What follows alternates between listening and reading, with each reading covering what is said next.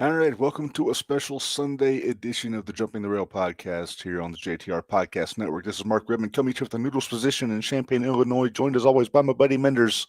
And You may as well call me Giddy Mindy today. it's Giddy Mindy today. And we're saving all the extra stuff for Tuesday. We're not doing Hoots and Judy's. We're not doing Name That Wrestler or anything because it's all about the interview today, Minderz. And this is a Minderz get, so I'm going to let you do the honors.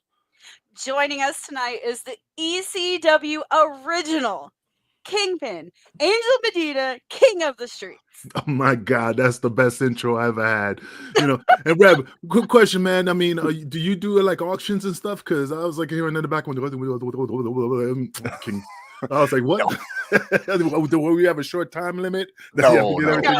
Just once I get rolling, it's just kind of just going. You must be popular with the ladies the way the mouth moves quick, His wife likes him. There you go. He's popular. Women, hey, he's good for something. That's all you can hope for is to be good for something. Well, I appreciate you having me on the show. Thank you. I really excited to be on your show. I watch a couple of your podcasts, and at work. Well, I don't want to say at work. When I was on lunch, right? Yeah, right. I watched the show. That's about the way we listen to podcasts too. When we're at work, work at lunch on break. The headphones, not on company time. Yeah. Right? No, of course not. No, that'd be irresponsible. So we're really glad to have you on. When we scheduled this week, the news hadn't come down yet about Sabu last week, so we figured we'd just jump right into it. Yeah, absolutely. Condolences, of course. We know. I mean, Sabu was a cool dude, man. I mean, we were in like, wrestling, you have cliques, I drove with DeVito and, Danny Doring stuff. And then Sabu had his clique. I mean, but we're still family. And it's just heartbreaking because I saw him not this past weekend when I went to Philadelphia for that TWA show. And we chopped it up for a little bit. And, and then come home and a couple days later, then he passed away. And I'm like, what the fuck, Mm-hmm. It's just shocking, and the sad part is that it freaks us out because, like I text Stevie Richards, of course. Right. And I was like, brother, man, it's just the circle gets tighter and tighter and tighter, and it just freaks you out. It's just like if you had a graduating class of like 20 and then before the thing is like, there's only 10 of us left. And you're like, oh, Jesus Christ, you just start thinking that the circle gets tighter and tighter, Yeah. Yeah. Well, especially, I mean, we actually reached out. We have one of the friends of the show we have is Bill Alfonso. So we hey, Daddy. Hey, Daddy. We reached out to Bill Alfonso, Fonzie, to just check on him and see how he was doing. And we try to keep in touch with everybody, but yeah. Yeah, there's nothing wrong with that, because you never know. Right. You always got to keep in touch with somebody because you never know. Today could be the last day. This could be our last conversation. You never know. I might slip in the tub and choke on an apple. You never know. You never know when things happen. So you got to take every day like it's your last and enjoy every moment. Yep, that's why I don't eat apples. Don't eat the seeds. They're poisonous. All right. Well, I am going to go into two of our regular questions, and I hate asking you typical questions, but at the same time, there might be some people out there don't know. I mean, absolutely. No. The carpet matches the drapes. Yeah, absolutely. I mean, if you're wondering. Well, I guess it'd be the floor. So, hey, first of all, Rab wants to know if he can be an honorable member of the Baldies. Oh, absolutely. I haven't shaved in a bit, so it's a little fuzzy, but absolutely, man. You could definitely be one of the baldies. The funny thing about being bald, it's a true story. I used to shave my head like with the clippers, and you could still see the stubble. And of course, Paul was like, "Hey, keep the bald head, kid. Keep the beard," because I was going to shave it off. And then years, I'm talking the millenniums later, my daughter's like, "Hey, have you ever grown your hair out?" And I shaved my head, like I clipped it down to like when I was like 22. So I just kept it bald.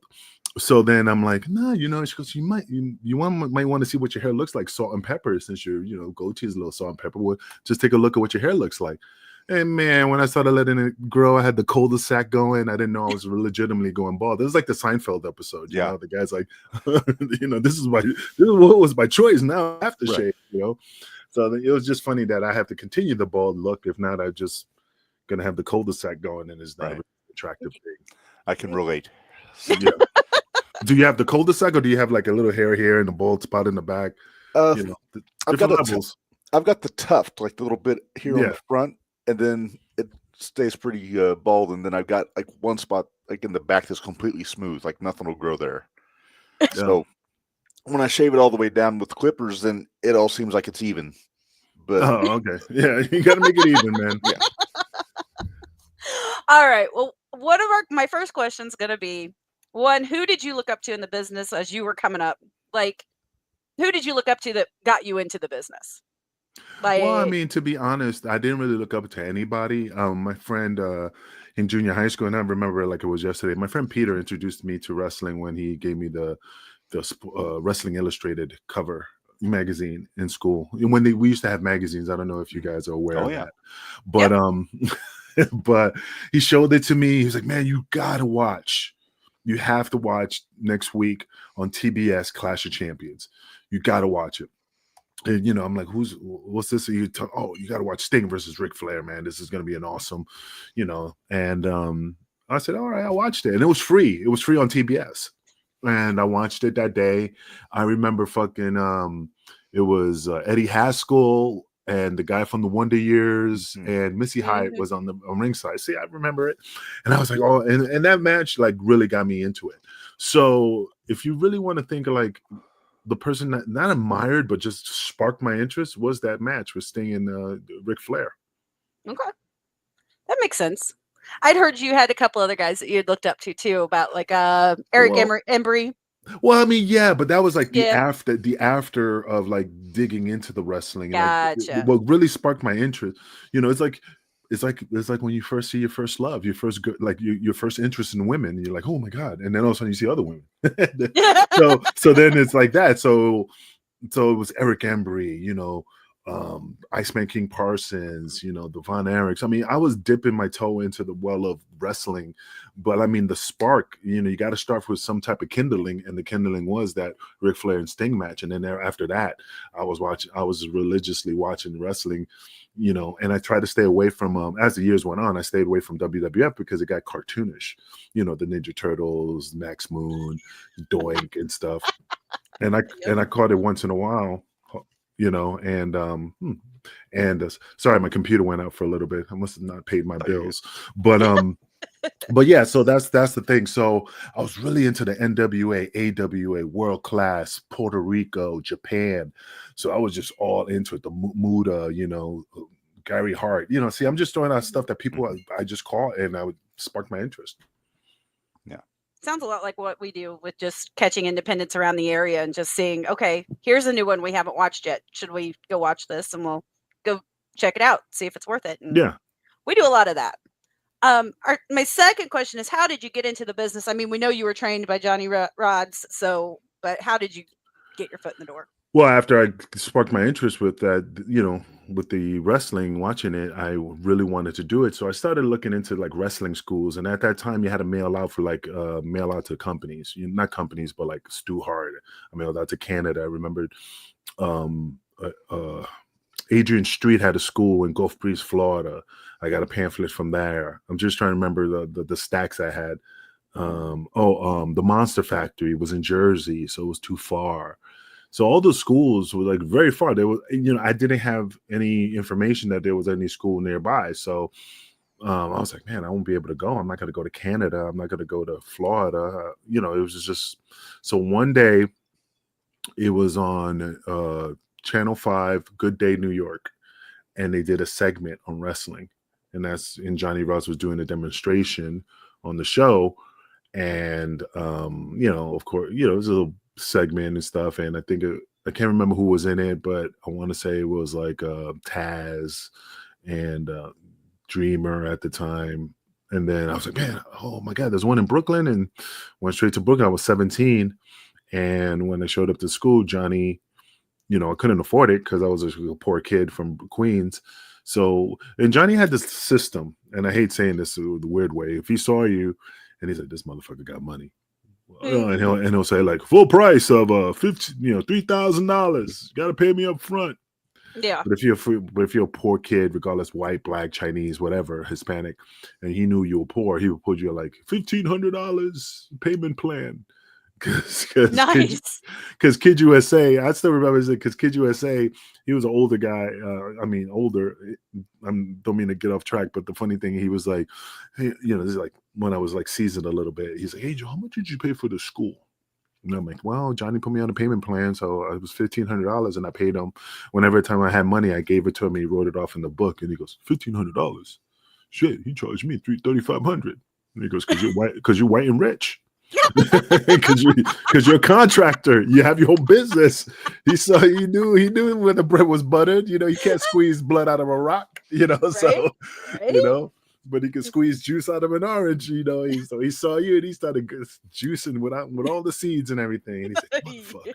So But Kid USA got an opportunity, man. He was the stunt guy for Randy the Ram and the wrestler. He played the stunt, all the wrestling moves. That was him. Mm-hmm. He was in tons of movies. I mean, this guy had a good career behind the scenes in movies from wrestling. So he got his money back. Yeah, well, yeah, but he had paid up front. Yeah, he had to pay up front. So I'm just curious, after you started, did you go back and watch some of Johnny's matches from back in the day?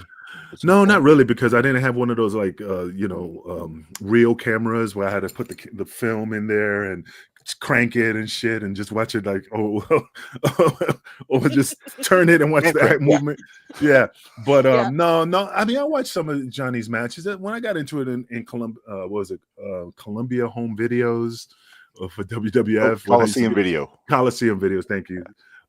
Back in the days, I used to get them from I catch Johnny, in the wrestling because it was VHS. So I mean, I watched Johnny's matches, Yeah. But it's funny, Johnny. When I was into wrestling, I was so intrigued with the super medics when they were wrestling for Carlos Colon in Puerto Rico. He was one of the super medics. I didn't know that at the time. Okay. Well, Reb, I'm going to jump right into it because, we've been watching TNN.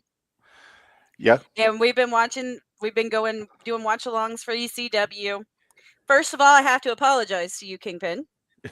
Because you did your job so well that I hated you guys. We had to do our job right. You had to do your job right, and you did your job right. So now it's gotten to the point where every time you guys come out, all right, let's watch. I think it was mainly DeVito. Yeah, it was really DeVito. It was really DeVito. But so we're going to talk. I'd like to talk about New Jack. And Reb, you have a picture. I do. And we want to ask you. We're just going to show you the picture. Sure. And then we want your first thought. Actually, first, I want a quick side question. Okay. What was the worst weapon ever used on you, and why is it a barbecue fork? Because that's what the fans gave him. Oh. That was handed by a fan. I had to get a tetanus shot. Oh, jeez. That was the worst experience I had. It was painful.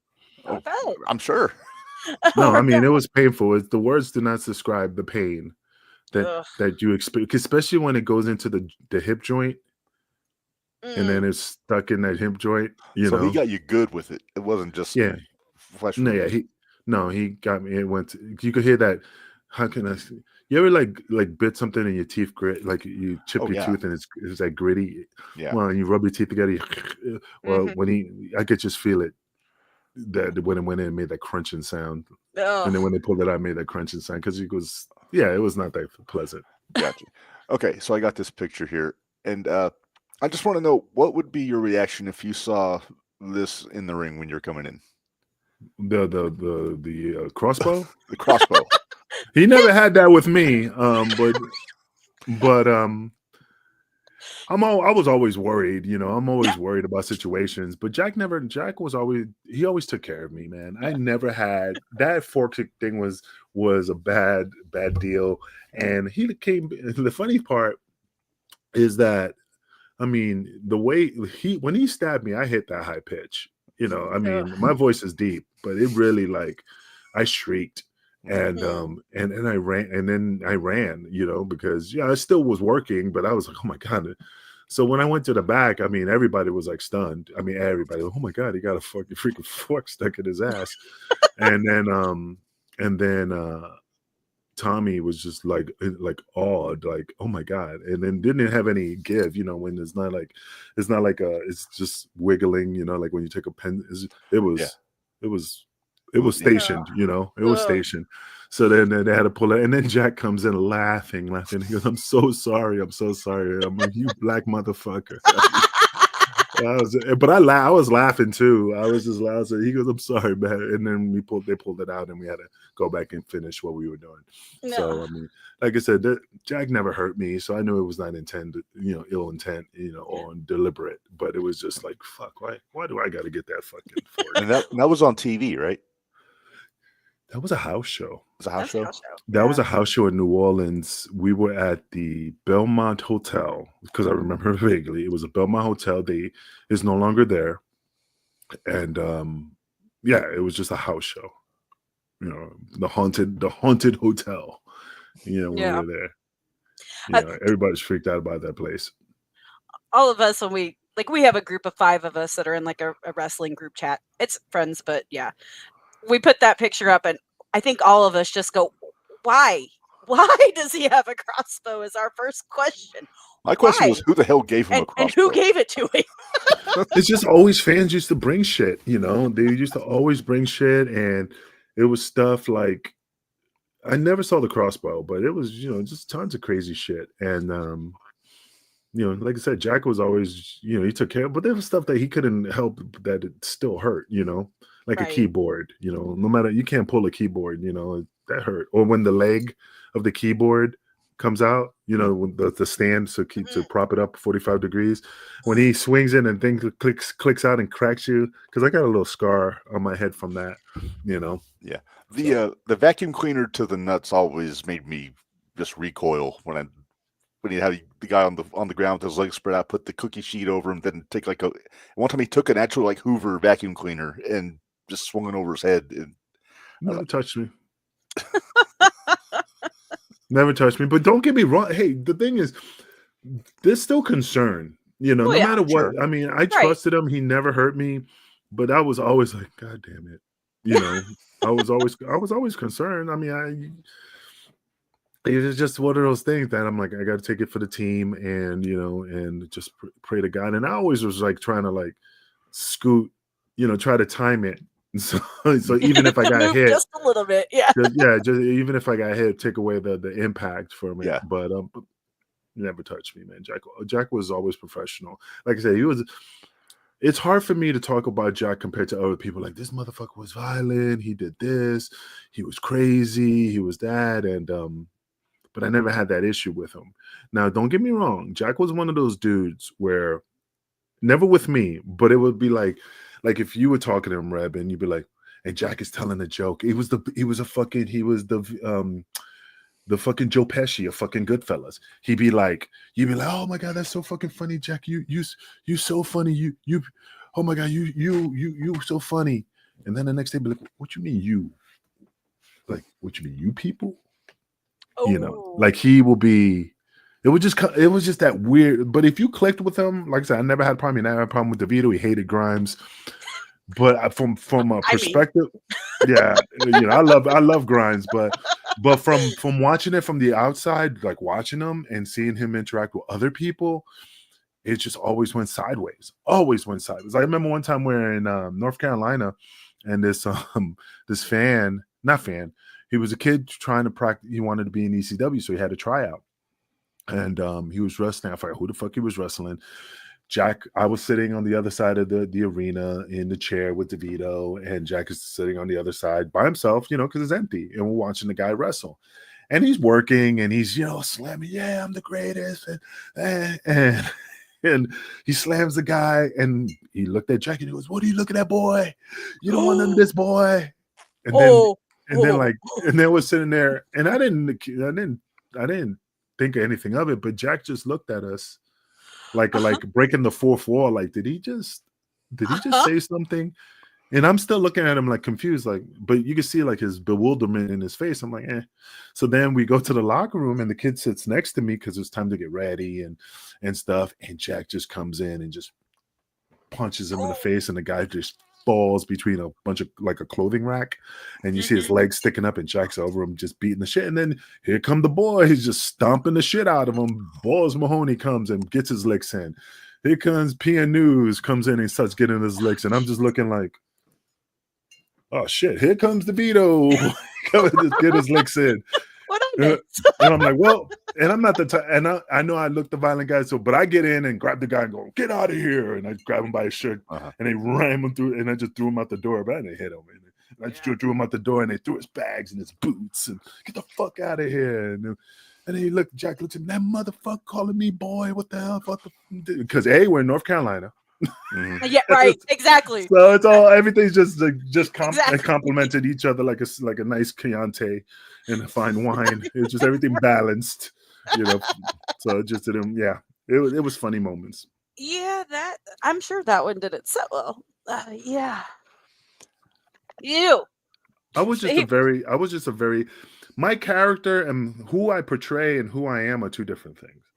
Me, I was always the quiet one. I was always like just mellow. I never did drugs. I never drank really. You know, I was just a whore. I was just all about. No, it's true. I was single and I was living the rock side, and women was just, that was my drug. I mean, hey, if you got to have a vice, it's either drug. That's the one I had. You know, I mean, I was just hooking up in every town. You know, and that's it. That's all I had. You know. Well, because you were talking about like with chair legs and stuff, because that scares me out of all of the things that the guys do is when the chairs or the tables come into play and they don't get it turned over and the legs are standing straight up. No, I never had that issue. I heard stories about like one time Sabu did that, and I heard a story, I didn't see it, that one of the chair legs hit him here and kind of like impaled him a little bit, but I never saw a scar, so I don't know if that's an urban legend or I never asked him. But compared to what he did with the barbed wire thing, I won't be surprised. Right. Well, like, could have happened. It was super crazy, wasn't it, Reb? Yeah. He did a moonsault onto I think table. It was a table. I'm trying to remember who he was wrestling. It might have been Doring. Okay. But he did it onto a table that was upside down, so the legs were sitting straight up. And I swear he was gonna land on the legs, but he barely missed it. And yeah, this was on TNN, so like, I can't imagine trying to get away with that on TV. But there was no editing or nothing to stop it at the time. Right, exactly. Yeah, and every now and then you see it today, like on like AEW. I think it was Omega on the pay-per-view. They did that with the table, like that. But, so going back to when you got into ECW, I didn't realize till I was doing my research that Devon was as big a part as he was of getting you in. Devon was not even the big part. He was the major. If you put it on the scale of, like to the hundreds, he was 90% responsible for my career. And he was already through training with Johnny before you got there, right? Oh, no. Devon was known as A-Train. I still got a picture of him as A-Train. He hates that picture, but I should send it to him. But when I went back to Gleason's, because I left after 17, something happened, a little fiasco in the ring happened with Taz and all them beating me up, and then I left and I came back. But anyway, when I came back, Devon was there, and Devon was gone for like maybe a year, 6 months to a year. He left, and then he came back, and he used to work at the post office. Sorry, Devon, don't mean to put your story out blast. And me and him used to, and I used to work at a law firm as a mail clerk. And we used to take the F train after Gleason's and take the F train, and he used to get off and catch the next train to New Rochelle because that's where he lived. Mm-hmm. So we used to always take the train together. So the funny story is that Paul called Johnny saying, hey, I'm looking for a black Dudley, and it's a Dudley, and it's ECW. And Johnny's like, well, I got somebody. So it was not Devon. And I told Devon the story. He didn't know this, but it was Adrian Bird. It was a black dude, bodybuilder, black guy. He knows who Devon knows Adrian. So Adrian was like, hey, Adrian, come here. Paul Heyman called me. He's looking for somebody, a black guy, something about a Dudley. I told him about you. Would you be interested? And he's like, ECW? He goes, ain't that crazy, hardcore, violent? And he's like, yeah, something like that. And he goes, nah, Johnny, I'm not interested. So he goes, oh, okay, you sure? Yeah, not for me. Gets a hold of Devon. Hey, Devon. Well, and that's how Devon, so it's just weird when people don't know the story, just like me and LAX, what, how things transpire, like Hernandez and me, what would have happened, the what ifs, Marvel comic. But yeah, so Devon went to ECW. And the reason I ended up there is because there was a guy who was a manager called Jabba Shabibi. He was like an Arabic manager. And we were having a conversation on let's say a Monday. Like Lisa's working out, and I'm like, hey, brother, what's going on? How's life treating you? Good, man. How's the wife? Good. So what's going on, man? Anything? Because, man, I've been going down to Philly, man. Devon has me coming down, working out down there to be a referee. And I'm like, really? Cool, brother. Awesome. He goes, yeah, I'm going this Saturday. All right, but cool, man. Awesome. Then like Thursday comes. And we're like talking and we have wrestling, and then we're on the apron talking. Man, Saturday's coming, brother. And you must be excited to head to Philly. Bro, I don't think I can go this weekend. I said, why? Because my car broke. And I'm like, oh shit, I'm sorry to hear that. He goes, yeah, man, I won't think I'll be able to make it. I said, hey, and it just clicked. I'm like, if it's okay with D, I'd be happy to drive you down, if it's okay. And then he's like, well, let me call him. This is like not before cell phones, but not everybody had a cell phone. Right. So he used to call Devon, and I don't know. And then he called me at home. I think he called me home. He goes, hey, I spoke to Devon, and he said that's cool. You can come down to Philly, but bring your stuff, bring your bag. And I was my bag. He goes, yeah, man. Every wrestler, always bring your bag. Mm-hmm. So I went down there, went to the ECW arena. They told me to get in the ring to work out. It was Tracy Smothers, Nova, Chetty, Doring, Roadkill. Everybody was in the ring working out, and they did like stretches and stuff before the show. So then Tracy Smothers was like, hey, kid, why don't you wrestle Guido? Give me like a 5-minute match. And gave him a 5-minute match. Boom, boom, leapfrog, drop kick. Before I used to do before the baldies, all the crazy hardcore shit, I was a wrestler. I was able to leapfrog, high cross body, all this crazy shit. So after Debbie was like, hey guys, we got 5 minutes before we start letting people in. So clear the ring, get to the back. So we start heading to the back. I was the last one. And when I went through the curtain, there was Sabu, Rob Van Dam, and Paul talking. And I was like, I'm walking in, and Paul's like, hey, he stops his conversation, he looks up, he goes, come here. And I go, yeah. And he goes, yes, sir. And he's like, hey, and he's just thinking, and he's like, I like what I saw, but he's focusing on what he was dealing with, Sabu and Rob Van Dam. He goes, and he does the finger thing. He goes, stick like Al Bundy, stick around. And I'm like, stick around. He goes, yeah, kid, stick around. So then I go to Devon, and I run to D. He goes, what's up? He goes, I said, yo, Paul, pulled me over and told me this. And he goes, stick around. What the fuck is that? He goes, yo, man, if Paul tells you to stick around, stick around. I said, yeah, D, but I didn't understand. Angel, please, man, relax. Trust me. Stick around. So I stuck around, and D always got my back. He always took care of me. D is the most, you guys don't know him, and I could tell you how great he is and how caring he is, but words cannot describe what the type of person he is from then until now. He's the same person he was back then till he is now. He yells at me because every time I call him, like, oh, D, I don't like bothering you. I don't like calling you. You know how I am. Angel, you're not bothering me. Because I don't call Stevie. I just don't like bothering people, and they know that. But it's not like I don't think about him. It's just that I always get yelled at, bro, you're not bothering me. I hate when you do that. Like, you think, like, because in the wrestling business, if I don't keep in contact with somebody, I was learning, like, not them, but it was just instilled in me back then. Like, you don't speak to somebody, then months later, you call them, hey, Peter, how you doing? Oh, okay, what does this motherfucker want? He knows that I got a job at WWE, so he's calling just to see if he can get a spot. So I just always keep humble and I stay in the background. And D always reaches out to me. He always like, hey, I got this for you. He always like, I don't even have to ask him. I mean, I could, but he never. A lot of opportunities he gave me that never flourished, but he thought of me and called me, you know. So, and to come down to do something, and I'm like, all right, I'm down. I'll do it, you know. Yeah. Okay, he mentioned it, so I got to ask. Reb and I have noticed that we think Guido has these huge feet. Do you happen to know if he has huge feet? I never looked at his feet, you know. That's what I know he tells us. I never looked at his feet, but I know he's always lean. We're all getting fat. We're always getting, you know, our body's always changing on gaining weight, losing weight, gaining weight. And he's always been lean and trim, man. Just always looking the same. No matter how much gray he gets in his hair, the guy's just a beast. You know, I love Guido.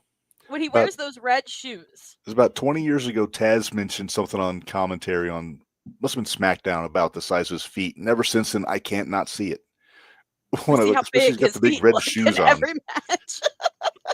Dude, I mean, I know this show is uncensored. The only thing I ever saw that I was like, oh my God, was Jason Knight's dick. No, jeez. Jason, okay. Boy. That's the only time I noticed, like, and that's something you don't know. Like, you notice, like, I never saw Guido's feet, but Jason was the one, like, you're sitting here looking, like, I'm looking this way, and I'm like, oh my God. Like, I don't even have to, like, you see this shadow, this like just like this beast of a specter. It's like one of those, like, it's one of those sweet potatoes that you put at the county fair that wins the ribbon for the, like, it's like one of those anomalies, like, oh, you know, and you put the ribbon on, like, Jesus, this is it. You know, that man is just like, I'm like the Wayne's World. We're not worthy. We're not worthy. You know. Yeah, that's the only time, like, I ever noticed something that's just, to this day, it's still etched in my brain, like the Manchurian Candidate. Like, they held my eyelids open, and that's all I said. It's still in my brain, flashing. You know. I was gonna say, I'm actually gonna bring up. I wanted to say congratulations from your May 3rd match, because you had the May 3rd match against Super Crazy. Yeah, I was pretty nervous, man. I was pretty nervous. Yeah, because I'm 53. Well, I don't think Crazy's 50, and I was like, am I still quick?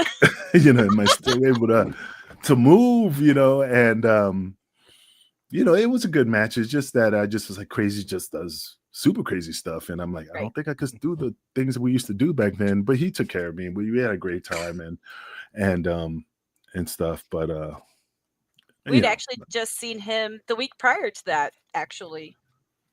Didn't we, Reb? The last weekend of April, yeah. Yep. We saw Super Crazy in a match at the Squared Circle Expo for Indianapolis. They have a wrestling expo that we met so many people. I mean, that's where I got my shirt, my Joel Gertner shirt. Joel Gertner? Yeah. We got to hang out with Blue Meanie. Shane Douglas was there. All a bunch of great guys. Yeah, bunch of great guys. So we had a lot of fun. But yeah, we got to see Super Crazy in the ring there. But yeah, I just wanted, I saw that and I was like, well, we got to congratulate him on that. That's a win in his corner. So there you go. Yeah, you know, like I said, I love Crazy. Crazy's a good guy, most caring person on the planet. Like I said, you know, he's just, you know, now he lives in Japan. He's just living a good life. He lives there now? Yeah, he lives in Japan. He has a kid. He has a wife. Yeah. That's what that's what, you know, I never had like Mexican sushi, but you know. Might be a new infusion. Might be a new infusion. We had a conversation, but I still didn't finish my conversation. Like, bro, why, you know, like, why you stay in Japan? You know, like, but he's working for Noah, I think it is. I think he said, and I think that is it.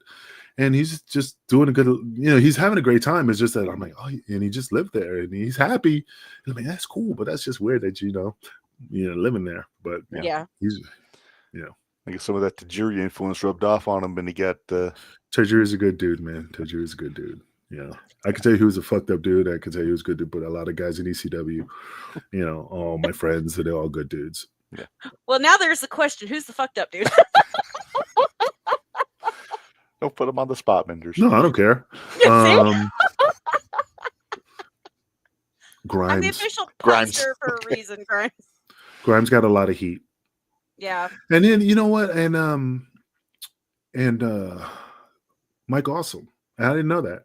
Like I like Mike Awesome, but some people just didn't click with him.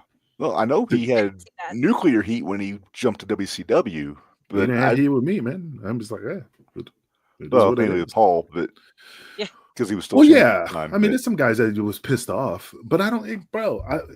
That doesn't affect my pockets. You know what I mean? That, right, exactly. That opens a spot. You know, so I have no ill will towards him. He jumps. I mean, what he did, yeah, it was fucked up. He could have been like, "Hey, Paul, I want to leave." You know, whatever. Right. But and just keep it 100. But when he left, and I heard, I'm like, oh, it didn't affect me other ways. But there was some guys who were like, "This that motherfucker," and he was afraid. He was afraid for his life because that's why if you watch the match with Taz, he came through the audience. He came with the head security from the WCW, whatever his name is, Doug Dillinger. Yeah, he came with Doug Dillinger, climbed over the motherfucking thing, wrestle, lost, and climbed right out and jumped in the car and took off because he thought. Again, I can't speak for the boys, not for me, but he thought that he was going to get the beating of a lifetime from the boys, and I was fine. I was just like, it is what it is. No. This is what I look at it now. Is looking back now. Obviously, hindsight's 20/20, but you got a guy who was the champion of this promotion, and went to go be a fat chick thriller. That's why you went to WCW. Well, I bet you they didn't tell him that in the beginning. I bet they didn't either. We got a vision. We have an idea. You know, we're gonna do this, and then you come in. Well, we changed it. I mean, but look at Medusa. Nothing against Medusa, but look what she did. Same thing, right. Similar. But you know, I mean, but again, I'm not involved in the women's like locker room stories. Like, right. They were gonna whoop her ass or something. Like Mike Awesome, no. But I mean, like I say, what he did was wrong, and again, it was all about wrestling. Is all about money, dude. Yeah, you do it for the love of the sport, but at the end of the day, it's all about gotta get paid. The almighty dollar, brother. Yeah. And if they offer him a better the BBD, baby, the bigger, better deal, sometimes you know you have to like take those opportunities. Now, don't get me wrong. If it was me, I would have went, "Hey, Paul, hey, they just called me. Because I'm honest. I'd be like, hey, Paul, this is what happened. But I want to go because there's a lot of money, but I don't want to leave you in the lurch. All right, we'll work an angle. I'll talk to them and see if we could do something and not have you go back over there to like in 2 months. Let's just finish the storyline. Bet. Cool. Fine. Yeah. Yep. That's it. I didn't sign the paperwork yet. Let's just make it work. Yeah. Okay. Minderz, if we don't ask, Dickie's going to be really mad at us. That's true. Our buddy Dickie Wabash, he's one of our friends that does a podcast in Indiana. He is a huge ECW fan. And we did a watch along of Living Dangerously about a month ago. And he wanted to be on there for two reasons. One was the Rhino Sandman angle, but then the other was for the Danbury Fall with Vic Grimes. And I didn't realize that was supposed to be you up there. Correct. And you know what pisses me off the most about this story, no matter how many times I tell it? When they did Dark Side of the Ring, none of that was involved. None of it, none explained that the Baldies or Angel was supposed to go up there. It was just like this one-dimensional stuff. And I'm not mad. It's not like I'm like, oh, I'm jealous. Right. And stuff. It's just like they always miss a lot of stuff. Yeah, you're missing the main meat. And the reason of that story is, and I'm sorry, I didn't mean to go off track. What were you going to ask in regards about that? That's basically where it was going from there, because he wanted to know what the fall was like. But obviously, like what was the reaction afterwards? Like with New Jack got hurt. I think Vic hurt his shoulder, if I'm right. Shit, I don't remember that. I'm guessing, but I know that Jack took the brunt of it from what I heard. Well, okay.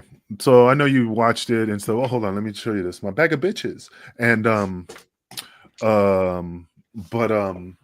about got a spit take. Yeah, he about got the spit take. But no, I got tons of stuff on my desk. I got the F-bomb. There you go. But no, there you go. It's signed by Snitsky. I got the Prince Nana chocolate bar. There you go. I've got a Oscar Mayer Wiener whistle there. So I got a duck throwing the middle finger. Oh, there you go. Where's my octopus? This is devolved. I got my buddy Christ. I got a fucktopus. I got my Fonzie whistle. I got my big balaclava. I got tons of toys on my desk. Anyway, I think you win. Anyway, let's get back. Oh yeah. Oh, I got one more. Here you go. I got Joe Boo. Joe Boo. I love that movie. And this is why this show is you gotta have called the rum. Jumping the Rail. Anyway, this is why we're called Jumping the Rail. I want a Joe Boo so bad for my desk. You got to get it before they run out. If you don't get, that's the worst thing. Get it because you know what's going to happen. The day you decide to get it, it's discontinued. You no longer be able to get it, and then you're going to be pissed. And that's why I got Joe Boo, because I knew it was going to just eventually fall off the rails. But anyway, here's the story. So the story was that when we went to Danbury, Connecticut, I came up with the idea because me and Jack did a spot where it was 2 tiers on those rails. Those are those things where you put folding chairs in. When you see at the arenas, they roll it out and they put the folding chairs in and they roll it out and then they stack them. So I'm telling you, the God honor show for this story. And so we did a show where I'm like, hey man, we could, Jack, we could go up there and you could throw me off and blah blah blah. And I'm not afraid of heights. I'm afraid of instability. So, and if you look at the video of the actual New Jack and Grimes, if you look underneath it, it's open. Yeah. There's only one bar that goes across, and whatever. And like I said, there's the lips. You put the legs of the chair. The folding chairs in that line. So when we went up to there on 2 tiers, and I'm like, I got up there and I'm ready, and I'm like, and it was moving, and this is wiggling, and I'm like, holy shit! And Jack's like, all right, Angel, I'm going to throw you off. And I dropped to my knee, and literally, I don't even drop to my knees because there's no floor. I just squat like I'm female peeing in the bushes, and I squat and I grab his legs, and I'm like, holy shit, Jack, I can't.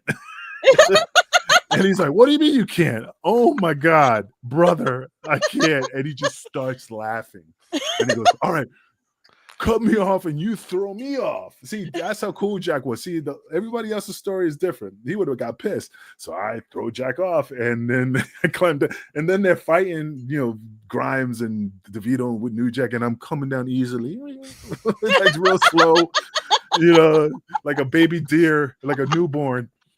And I'm like, holy shit, I didn't know. But it was the instability. But anyway, so day of the Danbury show, I looked and I said, hey, I saw the 3 tiers.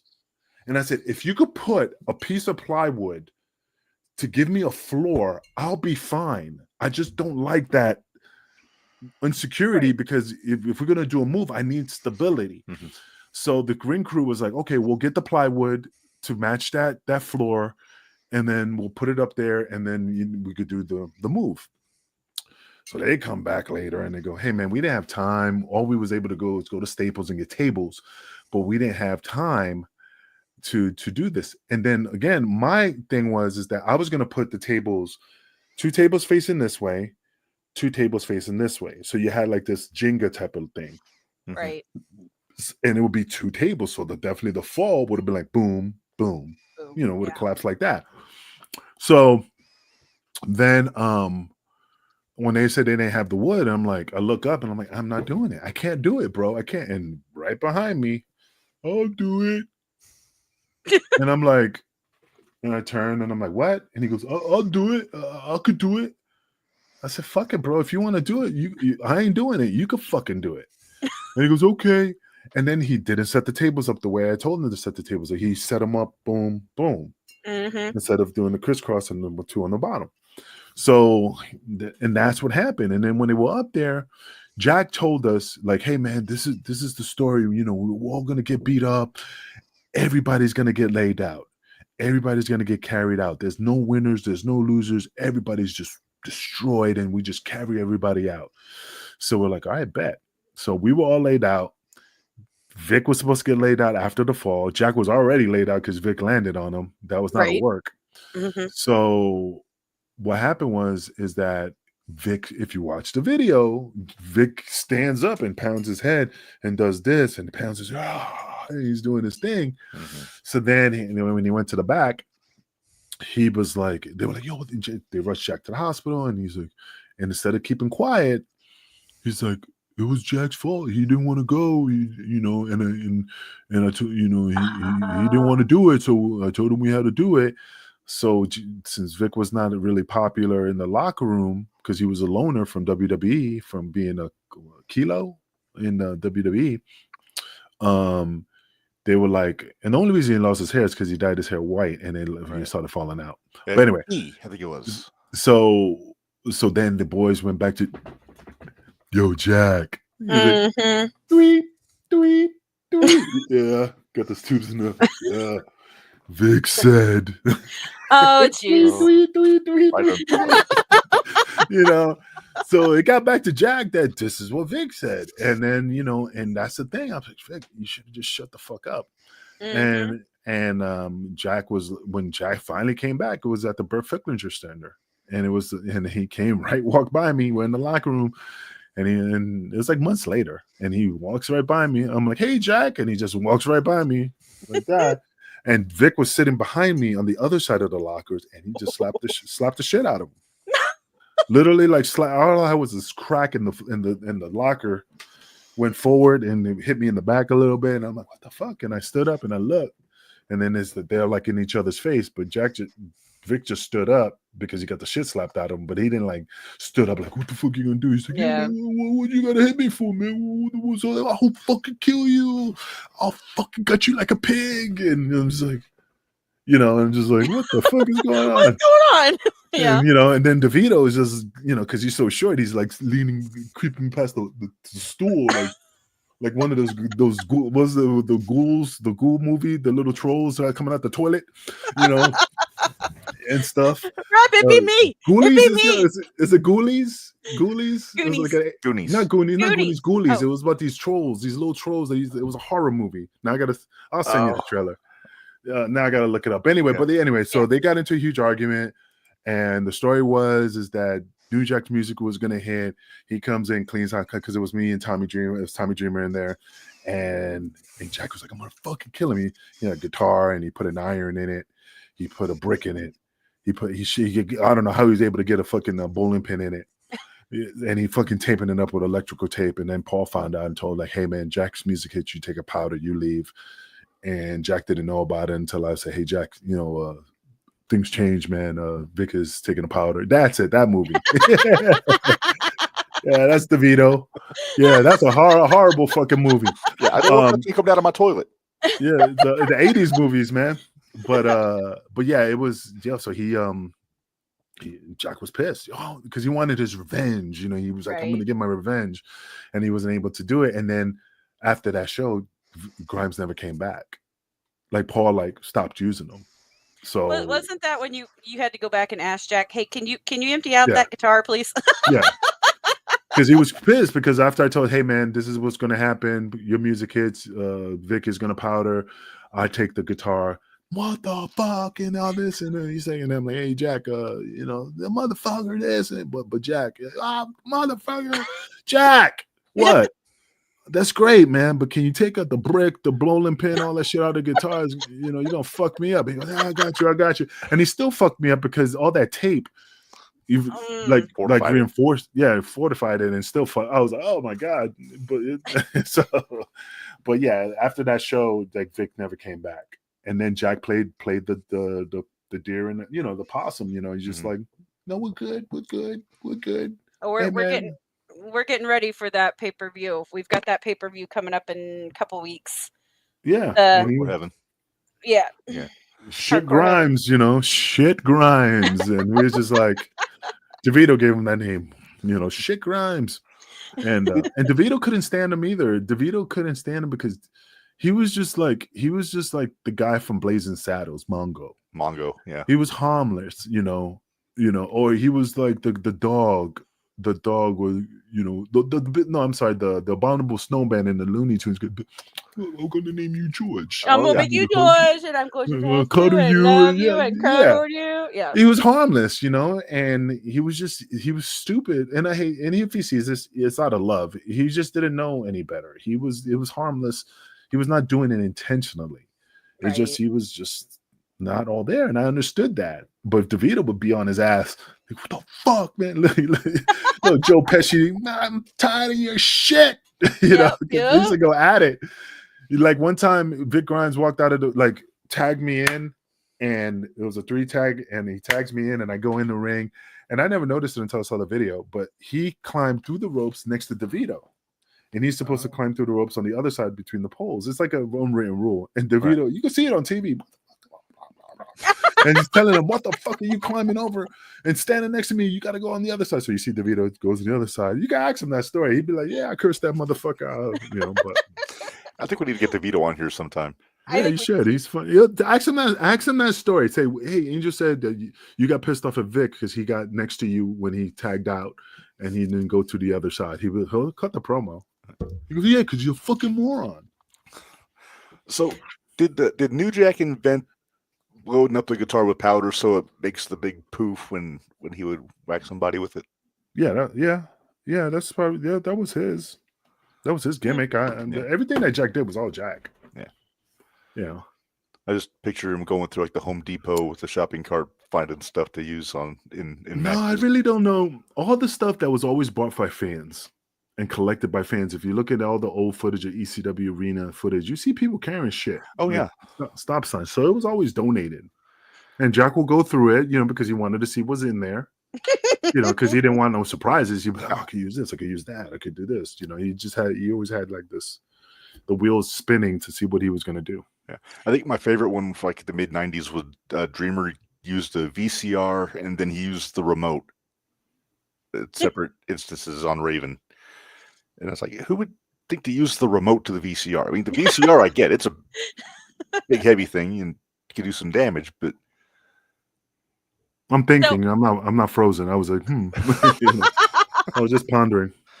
So I want to ask, because I know on one of the podcasts I was listening to, they had talked about you'd had some foot surgery about a year or so ago. What surgery? Your foot surgery? You had your foot fused? It was a partial fusion. I built a form of I can't even pronounce the word. It was a form of arthritis, but it's called arthrodesis. Okay. Of arthrodesis, something. So the heel, it was just like it hurt, like really, really bad. Like when I ran or jump rope, and then after I finished working out, it just get inflamed. And the heel is almost like having plantar fasciitis. Thank you. Yeah, it's like that type of pain. So, and I went to the doctor because it was like my heel was like tender and stuff, and he took X-rays and he said, "Yeah, this is what you have. It's just gonna get worse. It's just going to get worse, but we could do this and fuse it." And I'm like, fuse it? I never had my ankle fused. And then he said, well, it's a partial fusion. And I can move my ankle. I can't, there's certain things I can't do. Like you can tell that it's not going to turn 100 because there's 2 bolts in there. Mm-hmm. But like I could move it around, up and down, but like if this foot moves this way, this foot would just do this. That's it. Like, but you can't tell. Right. So it's not like it's hindering me from like once in a while when it's cold, like if I move a certain way, it will catch on something. Mm-hmm. Like I feel something catch and I go, fuck, that hurt. But it's not like, oh my God, it's excruciating. It's just like a pinch. Yeah. So that's it. Well, the reason I brought it up was about 2 years ago, Reb? I broke my foot and I was actually in a wheelchair for 7 months. So I had to have surgery on my foot. So I was like, I wonder if we were both undergoing surgery about the same time. I got it August of it could be 2 years now. Yeah. So mine was August 1st, 2023. Yeah, it was. Mine was like August, around there. It was August something. Yeah, but it was like I said, it's a blessing now. Like my God, but the process, the healing, your foot looking like Frankenweenie, and just and it was just very I had to take one of those nerve blocks when they did the surgery, and that freaked me out because I don't like I'm not a good in that. Yeah. No, I'm just not. I will never be a good candidate for S&M or bondage. I will freak out because I don't like to be restrained. Gotcha. So for 600 years, my people been restrained. I do not want to be restrained. So I'm not into that. So I didn't know I'd freak out because I don't like being right. So Minderz, I asked a question to Justin Credible the first time he was on with us. I'm going to ask Angel because I think you were there. Heatwave 2000 in LA. Were you guys? LA, the XPW? The XPW thing, because Justin was in the ring and I asked him about it. I think you were one of the crew that rushed out. No, I wasn't. Oh. I was too busy talking to Conan. I was in the back. Conan. Seriously, I was in the back having a conversation with Conan, and DeVito comes back and goes, "Who the fuck were you?" And I'm like, "What?" He goes, we went out and fucking the XPW guys went out and beat the shit out of them. You did? I was never out there. That's a true story. I was busy having a conversation with Conan in the back. Did not know that happened until I saw it on TV. Until they told me, and then I saw the pay-per-view. Like, oh shit, I didn't know. He goes, "Fucking idiot." Yep, that's pay-per-view we've got coming up for our watch along. Yeah, so that's the next one coming up. So those are the little things you don't know about. It's the one after the next one. Oh, it's the one after Hardcore Heaven coming up. Then we got Heatwave after that. Is that a banjo on your wall? That is a banjo on my wall. Do you know how to play it, or is it just for show? Sort of. I'm a guitar guy primarily, but when COVID hit, I was looking for a hobby, something to kill the time. So I got a banjo with the full intention of learning how to play it properly, but I never got around to it. I just tune it like a guitar. And how much does that run you, that hobby that you never took up? About, you know what, my buddy that I got it from, because he had a music store, so I got about $125. So okay, that's fine. That's losing money at a strip club. I thought you was gonna say like, oh yeah, $800 because the metal banjo. Yeah. The metal is from Austria and the strings are from Switzerland. So it's one of a kind. It's tailored to my hand. Oh no, there's no sentimentality on this. Just a cheap banjo. So no, I got you. I was just kind of like you see the background in mine. I see a refrigerator. No, that's a broken door. Oh, looks like this a refrigerator. This is a broken door with a broken ladder from a show. This is a body bag from a show. She bought a guy's pants once too. I did. I bought a guy's pants once. She's a collector. I am a collector. I knew a girl in Canada that collected this guy's bloody shirt and put it in a frame. And I was just like, interesting. But again, fans are fans, no judging. But I was just like, that's like saying, Francine or Medusa, can I have that tampon dripping with goodness, and I'll put it in one of those little jars with formaldehyde.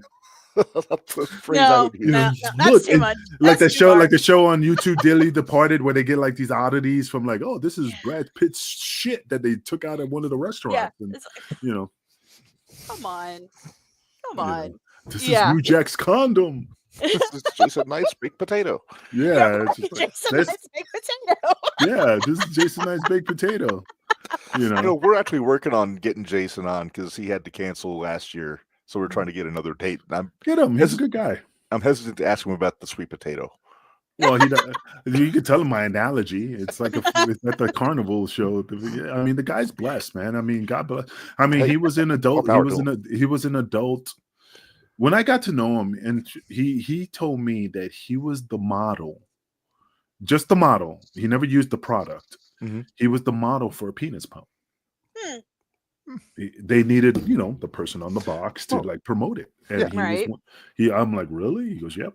I'm like, And he, like I said, he made his money. I said, yo, take advantage of that. If you're gonna go to those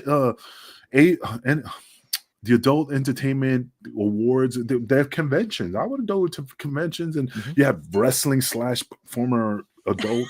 There you go. Now I don't know the difference between adult porn star and magazine. Because I don't think, you know what I mean, like Hustler and stuff, like you see it, but there's no actual penetration. You know what I mean? Like this comes down to acting ability, if I had to guess.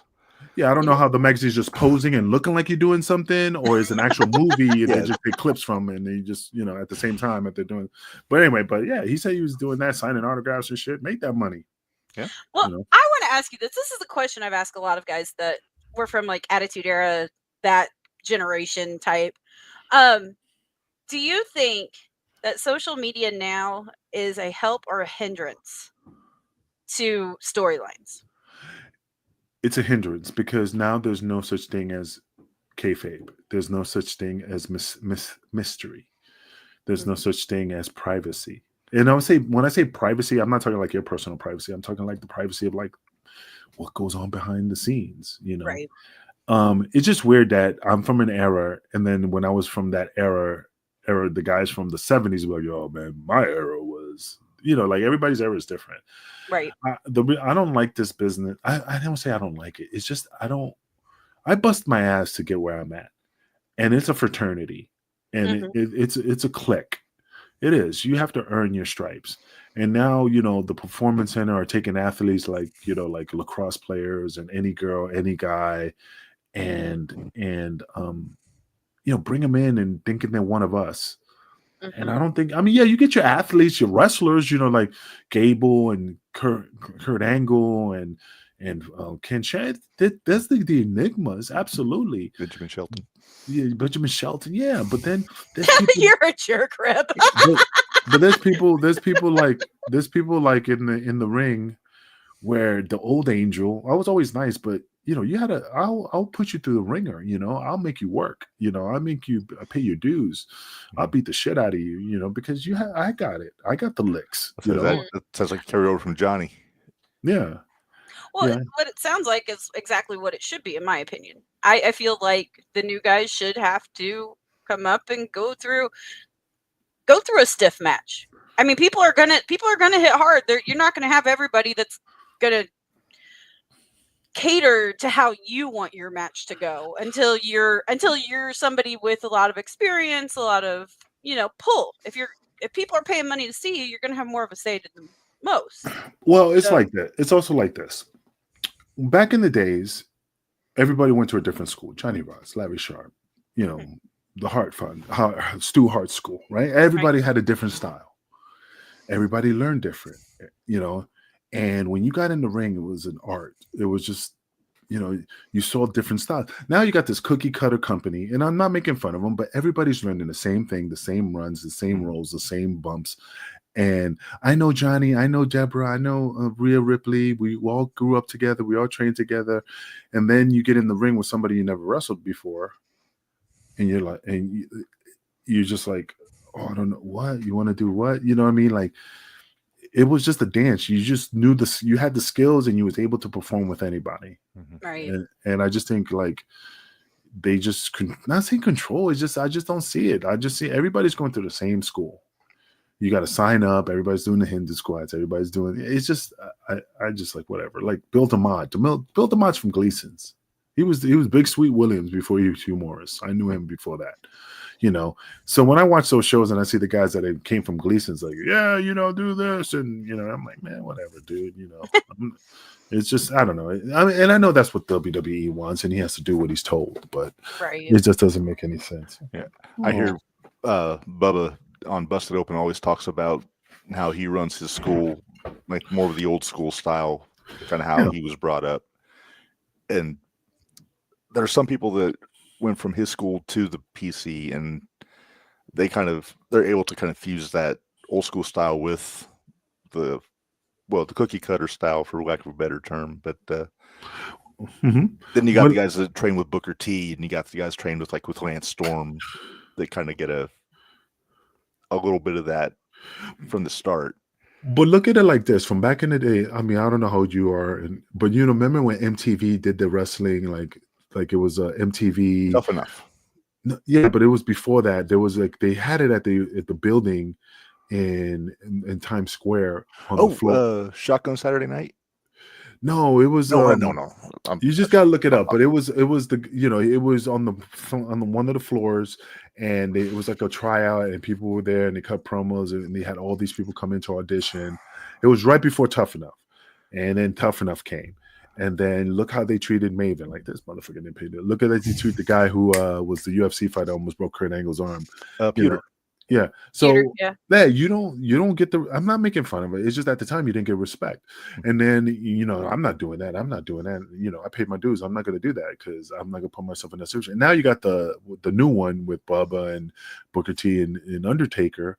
Let's fucking go, LFP. Yeah, and then these guys are doing, Mickey James telling them like, oh, I'm disappointed in you. And I'm not knocking her. I'm just looking at it like, Well, what do you expect? These guys have not learned the discipline, the rules of wrestling.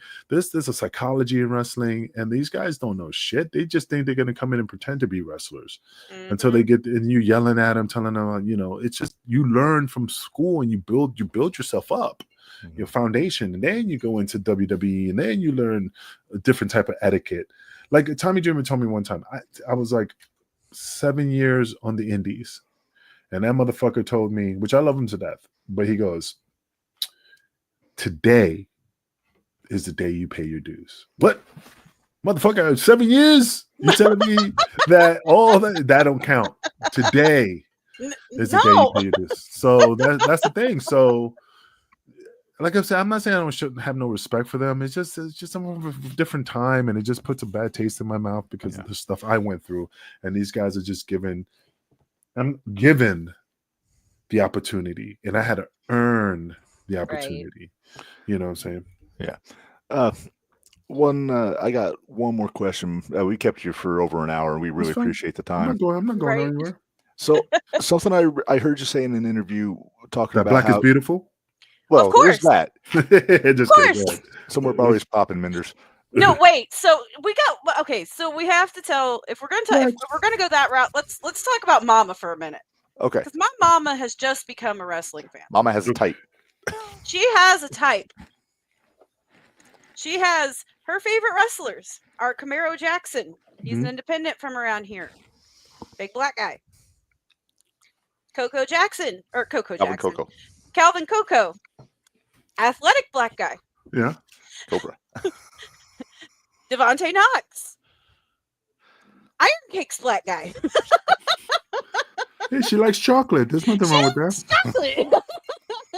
And then she has this other one. His name is Joey O'Reilly. He is the whitest white boy you've ever seen with red hair. And she likes him. I'm like, what? When you make a sundae, you got the chocolate, and you got your white and the red. Your I know, but still, I was just like, there he is. Can't you tell how thrilled I am to be shaking his hand? And I'm so thrilled. That's not my mom. No, that's not my mom. Okay. That's not my mom. I think your mom was outside of the room at that point. No, she was next to me on the other side. Oh, so what was your question before I interrupted you? Yeah, sorry. Reb, go ahead because you were talking. I was just talking about Mama's type because black is beautiful. What was he saying in the interview? So I was going to say, you mentioned something in an interview about the time you got punched in the face by Jack Victory, and Jack's a friend of ours. He's been on the show. He punched me in the face. This is like early on when you were making a run in on something, and just incredible. Yeah, and this must have been what, early '99 at that point. 98. Yeah. I mean, I was a Spanish Angel at the time before I was Kingpin Angel. Gotcha. Yeah, but yeah, when you said Jack Victory, that's kind of piqued my curiosity because we've had him on the pod before. Yeah, I love Jack. In his truck, by the way. He was in his truck. He had on his little headset, was sitting in. He drives a pickup. He drives a semi. Yep. Right on. Yeah. Yep. But okay, Reb, what was your question? What was your question? It was more of an observation more than anything. Oh, okay. I was like, where's the question? He didn't check Jack Victory. We had to talk about how much we love Jack. Well, I came out to do a save. It was just and he just laid it in, right? He just punched me right in the forehead, literally, and I just dropped. Yeah.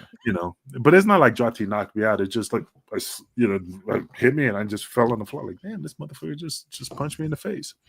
Yeah. But anyway, it's just pay my dues. Yeah. It's part of the business. I didn't take it personal. Yeah. Well, Reb, like you said, we've kept him. Are you done? Because we've kept. Okay.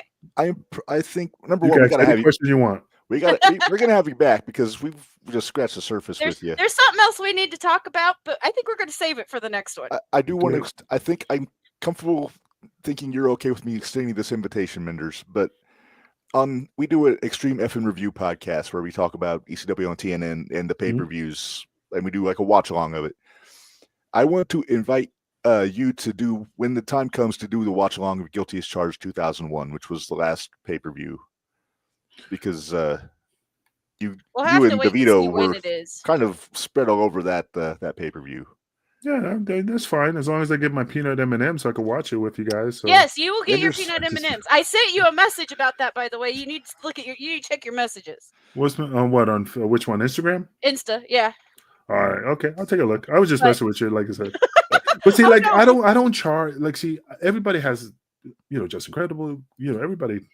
I don't charge. You know why I don't charge? I might charge you like a bag of M&Ms or maybe a bag of chips, just for shits and giggles. Right. But I do it because guys like you keep me relevant. I appreciate people who even think that I'm somebody, and it's just an honor to be on people's show. So I don't go like, oh, whoa.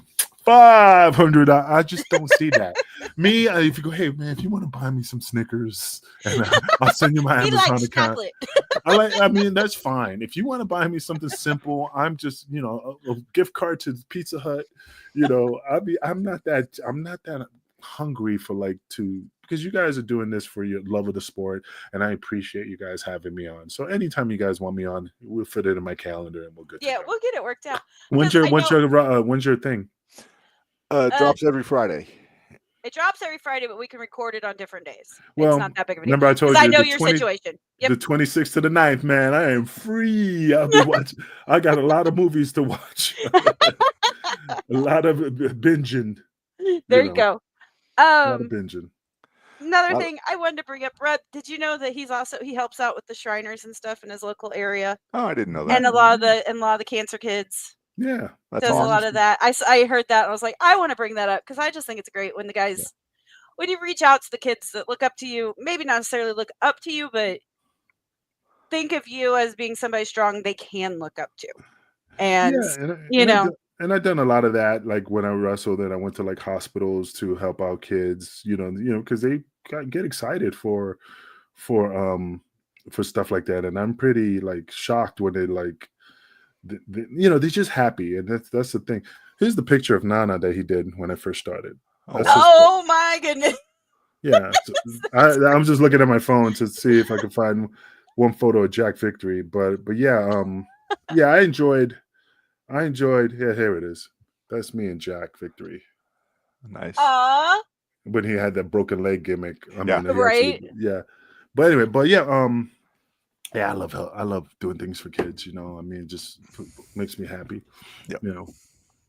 I'm the kid magnet in our group of friends. It's kind of ridiculous. Yeah, but anytime you guys want me on, just give me a holler. Like I said, I work second shift, so anytime. And when I get back to work after this week, then it's just the weekends again. But yeah, I'm good looking on my Instagram. Okay.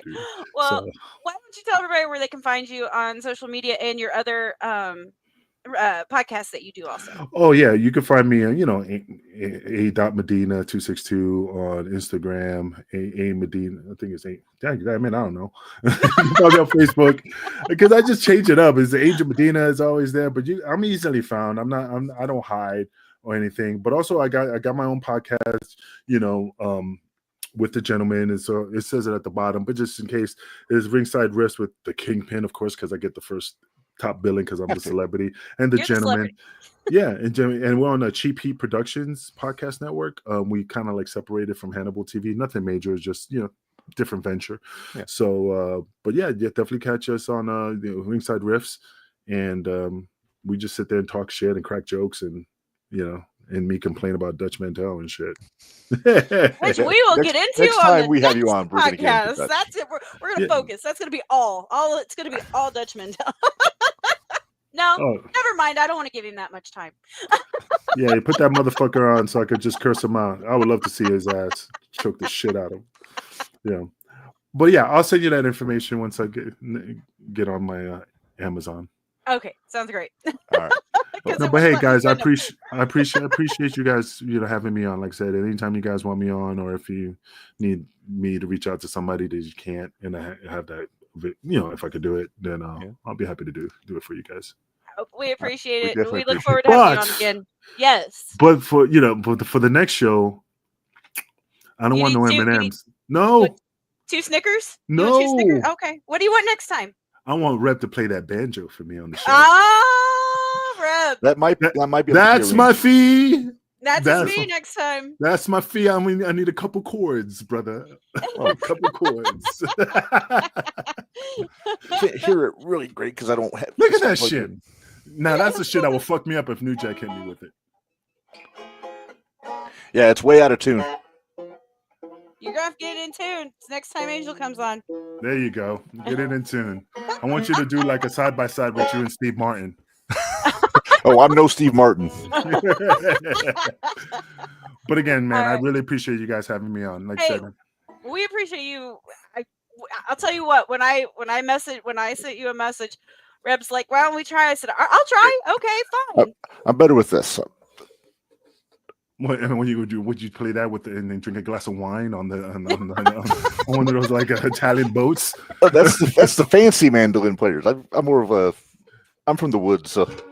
Hey, you know what? If you're gonna play something, why don't you do the one from Star Trek, the one that Spock used to play in the whatever that gimmick he used to play in Star Trek?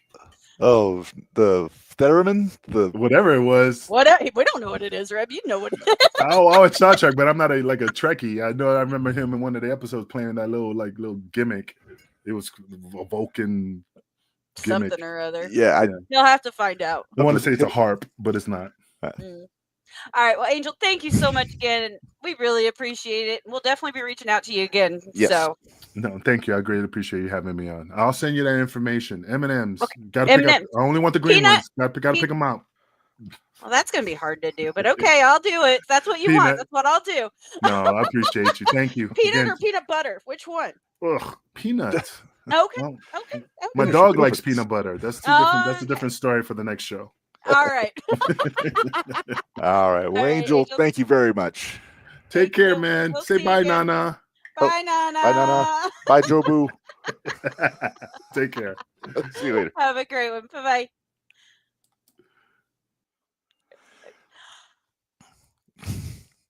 Breathe. And the best part is that we have so much more we can talk about with him. Oh, I know. And we went over an hour already. I was like, oh. We went an hour 15. I know. And maybe it's me. I think maybe next time he's on, maybe we need to get Dickie on with us. Maybe. I think Dickie would be really happy if he was. Yeah, but he might be bummed that we already got to Danbury without him. Nah, he can always talk about it again. We just want to go. We'll go into anything is Dutch. We'll go. Hey, yeah. We can make Dutch our first paid show. There you go. Dutch is our first paid show. That's what we'll do the interview with Angel. Then we'll put that on our Super Hoot $10 tier on Patreon. How about we start getting some content for the $5 tier? Hey, we put something on the $5 tier this week. So yeah, this week. I'm working on. I got ideas. I know. You're in charge of that. So the extra spicy things we'll put on the $10 tier, though. Yeah, paid show. Of course, we don't have a $10 tier yet. So sorry, just got your message. Yeah. Still trying to unsee that. True story. True story. Oh, that's something I wanted to ask. Wait. What? Yeah, we'll ask Angel about that too next time. Oh, Heyman? Yeah. Show him the picture. Be like, suggestion, tell us this. All right. Minderz, it is 6:20 on a Sunday. I worked all day. I'm ready to sit down and relax a little bit. So let's get out of here. You didn't get your nap, huh? I haven't had my nap yet. Noodles tried to get me to take a nap, but I wasn't able. If I did it, I wasn't going to be up in time to do this. I got about a half-hour one, so yeah. I got a little. All right. So Tuesday we are doing our regular JTR episode. It's going to have all the good stuff: the Hoot of the Week, Judy of the Week, Name That Wrestler, PWI flashback, and I don't know if you saw the preview on the YouTube link, Minderz, but I have an idea for something to discuss. And it revolves around the AEW 4 Pillars concept. Do I crap, that means I need to do No, we're not talking about AEW. Oh, no homework? Well, just if you want to. It's a 4 Pillars discussion, but I want to do 4 Pillars of some of the other territories for like WWF, WCW, ECW, AWA. Like, just who would be the 4 pillars? Okay, then I've got to do some homework because but you don't have to watch AEW though. Yeah, you get too much into the territories, and I'm going to need to. Yeah, It'll be basically the main, like WWF, WCW, ECW, and then maybe AWA. Like, we're not going to get into like Portland and. Yeah, let's not do all that. Maybe eventually we'll do that, but. Yeah, but. You know what we got to do soon is, you know how a couple years ago we graded the AEW roster. Yeah, we need to do that again. We need to refresh, and I think the question needs to be who is either qualified or ready to take the World Heavyweight Championship, and we just run down the list name by name. It's like, who's ready? Well, I know. It's so weird because remember how much we were kind of about Will Ospreay? Mm-hmm. And then we met him. Now you're gung ho. And now I'm like, do it. Put it on him. Don't care. He's so much fun. Bruv. Love him. Bruv. But class act with that Will Ospreay. He's such a great guy. Such a great guy. Yeah, we had a lot of fun with him. Yes. You know, I may have to get in Toby Hope's ear, say, hey, maybe you would bring Angel to the expo next year. Could you imagine how much fun we would have? If he's doing 2 guests, I'm going to suggest Fonzie and Angel. Do it. That would be so much fun. And we're not that far from Angel. He's actually in Kansas. Oh, wow. I thought he was still in New York. No, he's in Kansas. That might be doable then. So we're not too terribly far. Nice. I'm not surprised you know that because you're his best friend now. Hey, I don't mind talking wrestling with him. Reb Minderz and Medina. There you go. There you go. The Kingpin and the pot stirrer. There you go. I'm down. All right. Well, Minderz, let's get out of here. We're kind of rambling again. Were you going to pay bills on this show, or we're just going to wait to do that Tuesday? We'll wait to do that Tuesday. Sweet. Then let's get out of here. All right. Well, everybody, thanks for joining us. A huge thank you to the Kingpin, King of the Streets. No. ECW original. Kingpin, Angel Medina, King of the Streets. Okay. It's got to be in that order. It's got to be in that order. See, that's why I let you handle the introduction. I did my homework. Yep. I did homework, Reb. You'd be proud. But now I do kind of want to get DeVito on just to hear what he thinks about Vic Grimes. Right? Let's do it. All right. Well, I might have to see if Angel can help me out, find out where he's at on Instagram or whatever. Might be the way to go there. All right. Yep. Well, we're getting out of here. Full episode Tuesday. Until then, from Minderz, this is Reb. Remind y'all, if it's hard, work stiff. We'll see you guys next time. Thanks, guys.